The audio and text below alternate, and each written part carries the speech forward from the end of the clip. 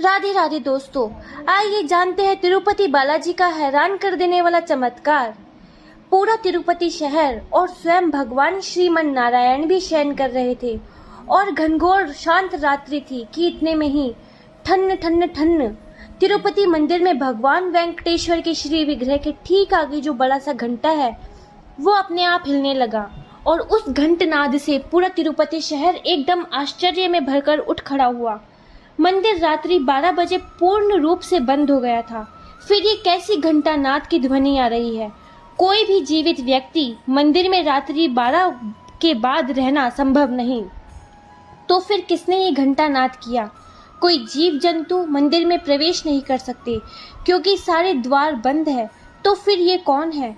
मंदिर के मुख्य कार्यकारी अधिकारी श्री PVR के प्रसाद के नेत्रों में अश्रु थे, क्योंकि केवल वे जान पा रहे थे कि ये केवल घंटानाद नहीं है, ये भगवान ने अपना संकेत दे दिया है मेरे वरुण जाप की सफलता के लिए।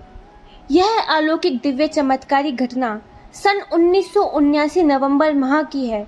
सन 1979 में तिरुपति क्षेत्र में भयंकर सूखा पड़ा।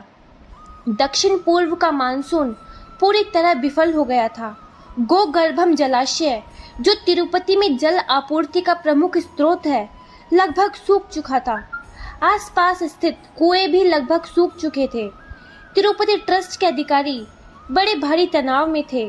ट्रस्ट अधिकारियों की अपेक्षा थी कि सितंबर-अक्टूबर की चक्रवर्ती हवाओं से थोड़ी बहुत वर्षा हो जाएगी, किंतु नवंबर आ पहुंचा था। थोड़ा बहुत, बस महीने भर का पानी शेष रह गया था। मौसम विभाग स्पष्ट कर चुका था कि वर्षा की कोई संभावना नहीं है। सरकारें हाथ खड़ी कर चुकी थी।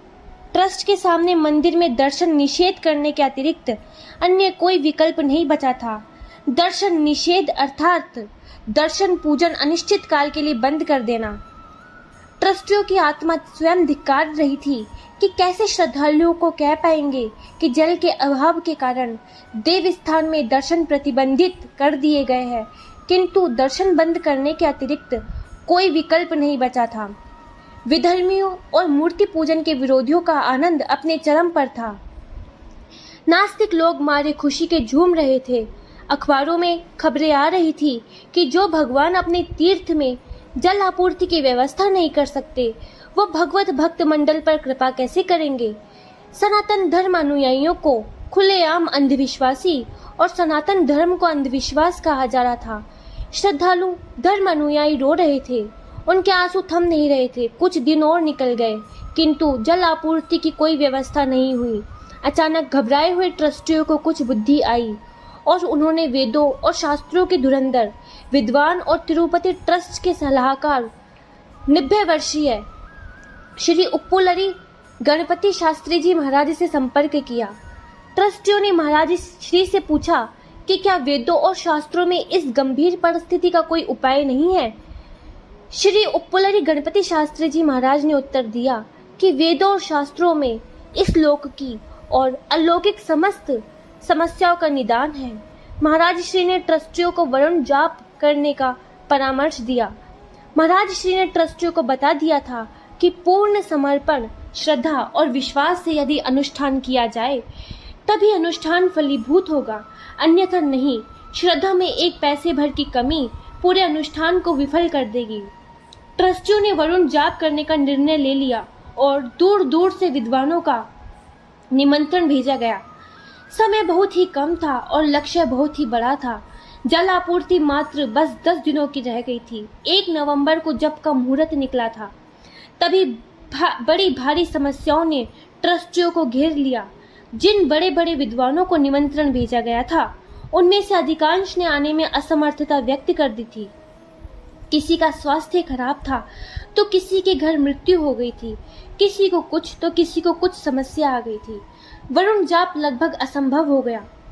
इधर इन खबरों को अखबार बड़ी प्रमुखता से चटखारे ले लेकर छापे जा रहे थे। सनातन धर्म और धर्मानुयायियों, ट्रस्ट मंडल और तिरुपति बालाजी का मजाक बनाया जा रहा था। धर्म के शत्रु सनातन धर्म को अंधविश्वास सिद्ध करने पर तुले हुए थे। ट्रस्ट के अध्यक्ष श्री प्रसाद साहब की आंखों में आंसू थे उन्होंने रो रो कर आर्त हृदय से प्रभु वेंकटेश से प्रार्थना की। सारे ट्रस्टियों और भक्तों ने भी प्रार्थना की। सभी ने प्रभु से प्रार्थना की, क्या वरुण जाप नहीं हो पाएगा? क्या मंदिर के दर्शन बंद हो जाएंगे? क्या हजारों लाखों साल की परंपरा लुप्त हो जाएगी? नवंबर के महीने में रात्रि विश्राम के लिए मंदिर के पट बंद हो चुके थे। मंदिर में कोई नहीं था। सब चिंतित भगवत भक्त अपने अपने घरों में रो रो कर प्रभु से प्रार्थना कर रहे थे।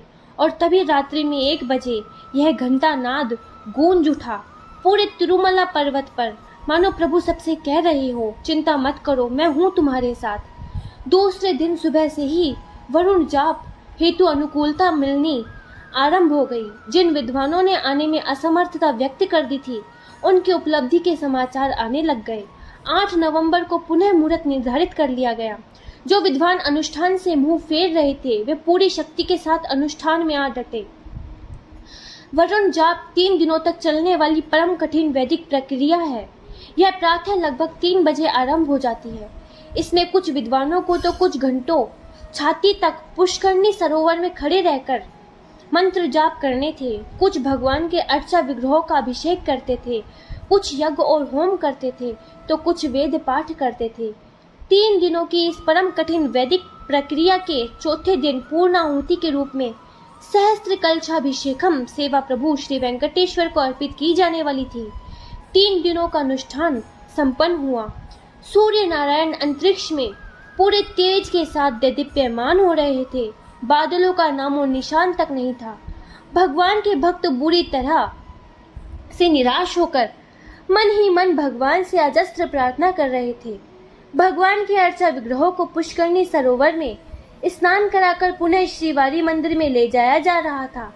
सेक्युलर पत्रकार चारों ओर खड़े होकर तमाशा देख रहे थे और हंस रहे थे, और चारों ओर विधर्मी घेर कर चर्चा कर रहे थे कि अनुष्ठान से बारिश, ऐसा कहीं होता है? कैसा अंधविश्वास है ये? कैसा पाखंड है ये? ट्रस्ट के अध्यक्ष श्री प्रसाद साहब और ट्रस्टीगण मन ही मन सोच रहे थे कि हमसे ऐसा कौन सा अपराध हो गया? क्यों प्रभु ने हमारी पुकार अस्वीकार कर दी? अब हम संसार को और अपने आप को क्या मुंह दिखाएंगे? इतने में ही 2-3 पानी की बूंदें श्री प्रसाद के माथे पर पड़ी।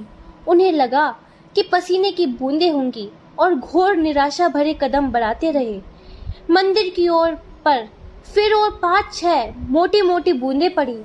सर ऊपर उठाकर देखा तो आसमान में काले काले पानी से भरे हुए बादल उमड़ आए और घनघोर बिजली कड़कड़ा उठी। 2-3 सेकंड में मूसलाधार वर्षा आरंभ हुई। ऐसी वर्षा की सभी लोगों को भगवान के उत्सव विग्रहों को लेकर मंदिर की ओर दौड़ लगानी पड़ी। फिर भी वे सभी सर से लेकर पैर तक बुरी तरह से भीग गए थे। याद रहे, वर्षा केवल तिरुपति के पर्वत क्षेत्र में ही हुई। आसपास एक बूंद पानी नहीं बरसा। गोगर्भम जलाशय और आसपास के कुएं लबालब भरकर बहने लगे। इंजीनियरों ने तुरंत आकर बताया कि पूरे वर्ष तक जल आपूर्ति की कोई चिंता नहीं है। सेक्युलर पत्रकार और धर्म के शत्रुओं के मुंह पर हवाइयां उड़ने लगी और वे बगले झांकने लगे। लोगों की आंखें फटी की फटी रह गई। भक्त मंडल जय जयकार कर उठा। यह घटना सबके सामने घटित हुई और हजारों पत्रकार और प्रत्यक्षदर्शी इसके प्रमाण हैं। लेकिन इस बात को दबा दिया गया। सनातन धर्म की इस इतनी बड़ी जीत के किस्से कभी टेलीविजन, सिनेमा अथवा सोशल मीडिया पर नहीं गाए जाते हैं।